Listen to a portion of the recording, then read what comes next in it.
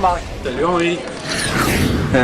Tu as plusieurs cordes à ton arc, hein. Tu es éditeur, les fiches de Monsieur Cinéma c'est toi, tu es spécialiste des murs peints, qu'est-ce que tu as d'autre encore à nous dire?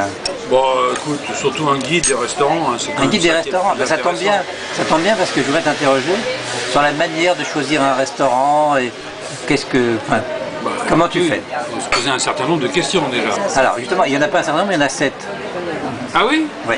Alors vas-y, je t'écoute. La première question que je voulais te poser, c'est d'abord, on choisit un restaurant quand on a un objectif, oui. c'est pas n'importe quoi. Qu'est-ce que tu veux faire? Un anniversaire, un dîner de rupture, faire un dîner avec des copains. Du business, de l'amour. Un business, de l'amour, de la guerre. Non, c'est vrai que c'est important. Ça fait rire nos interlocuteurs. Nos interlocutrices à côté. Hein. Arrête tout de suite d'abord. Alors, le deuxième point, c'est il faut choisir un endroit et une date, j'imagine. Ouais. Comment tu fais ça, toi?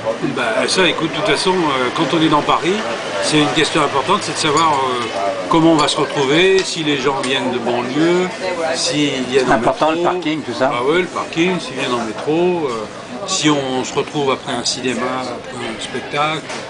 Ça, c'est important. C'est un côté logistique, mais qui est quand même fondamental, à côté de la carte, quoi. Eh ben oui, absolument. Absolument. Et puis savoir si on n'est pas en plein milieu des vacances. Ça peut arriver. Oui. Alors le budget, c'est important pour toi? Alors oui. Comment fait-on? Alors moi, mon système, c'est de dire, j'essaye de faire un repas, enfin choisir un menu, en tout cas dans lequel on peut faire un repas de plats. Entrée, plat, dessert, pour 20 €. Ouais. Moins de 20 €. Parce qu'après, on pourra toujours se permettre de faire plus.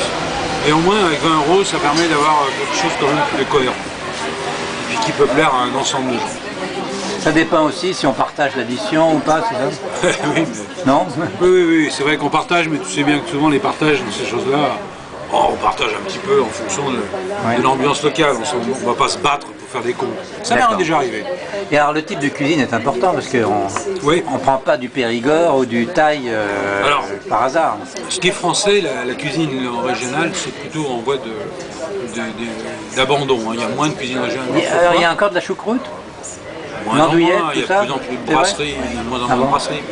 Non, ce qui est effectivement la cuisine étrangère, l'Italie, l'Asie, ça c'est vraiment les cuisines essentielles.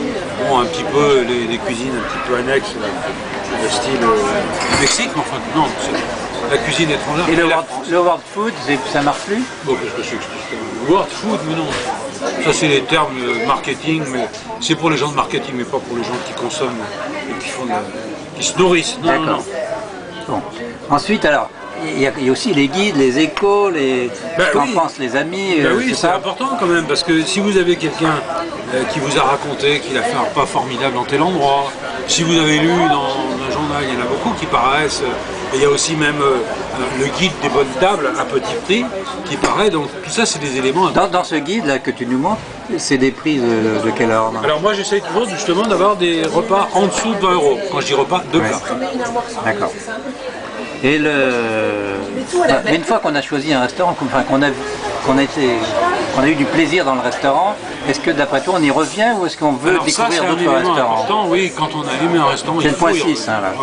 Il faut y revenir parce que c'est quand même vraiment quelque chose qui est un plus. Quand on a vraiment fait un bon choix, c'est un petit peu comme l'amour, on essaie d'y revenir aussi.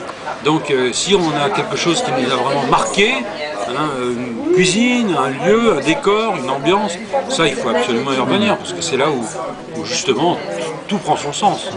Mais au-delà de la carte, il y a quand même l'émotion, enfin, il faut qu'il y ait un petit truc en plus dans le restaurant, c'est ça? Quelque chose d'indéfinissable.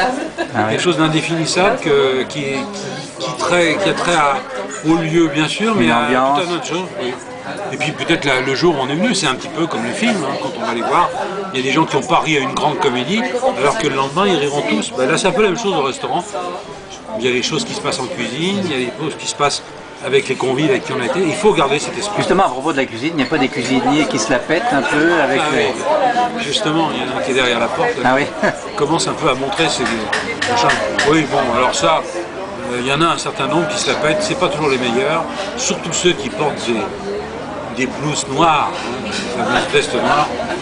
C'est la grande mode pour les cuisiniers. Ah oui, c'est la grande mode, et là vraiment ça va contre tout ce qu'on peut imaginer pour l'hygiène, parce qu'il y a la moindre tâche qui ne se voit pas. Ah oui. Mais quand même, franchement, c'est pas très sérieux. D'accord. Et le point 7, alors, il y a quand même le hasard, c'est comme quand on choisit un livre, on choisit à l'intuition, à la couverture.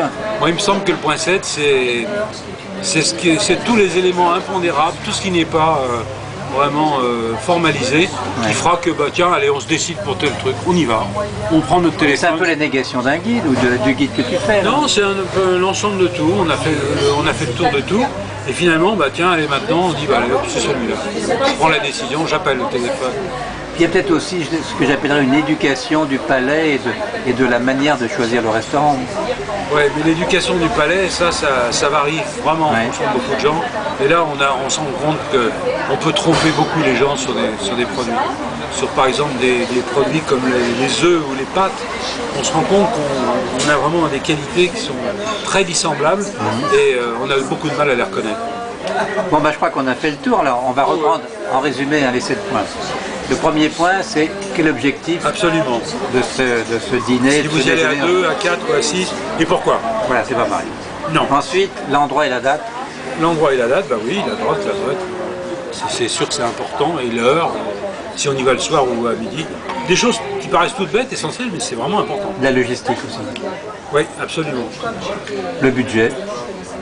Et bah, le budget, oui, c'est vous qui décidez, mais en général, essayez de vous fixer une règle pas trop forte, parce qu'après vous pouvez toujours monter. Le point 4, c'est le type de cuisine. Donc, oui. Est-ce qu'il faut varier de temps en temps pour essayer de, essayer de prendre de la cuisine inventive quand même, c'est toujours mieux, parce qu'il y a toujours des gens qui font des choses nouvelles, et ça c'est intéressant. Le point 5, c'est regarder les échos, les guides, ce que disent les journaux. Oui, tout ce qui passe, c'est un peu tendance, hein, mais enfin bon. Le point 6, c'est quand même rechercher une petite émotion dans un restaurant, une ambiance. Oui. Mais si on a déjà été, essayer de voir si on peut retrouver cette émotion. Si le patron te connaît, te dit bonjour et tout, c'est quand même mieux. Oui. Non, il n'y a pas que le patron. Hein, il y a un ensemble. Là. Et enfin, le fameux hasard, on y va au bonheur à la chance. On se laisse faire, un petit bonheur à la chance. Et on tombe sur des trésors des fois. Voilà. Ah bah oui, non souvent on tombe sur les trésors, mais souvent bah, on ne s'est pas trompé, quoi. Finalement, on a laissé passer une chance peut-être une fois, et il y a des moments où on laisse, vraiment c'est la chance qui est avec nous. Et ça c'est formidable. Bah, écoute Marc, merci, parce que maintenant je vais aller au restaurant avec une autre vision. Oh, bah, j'espère bien. Voilà. Et puis alors là j'espère que tu vas nous faire des découvertes dont tu nous parleras souvent. D'accord, merci, à bientôt Marc. Salut. À bientôt.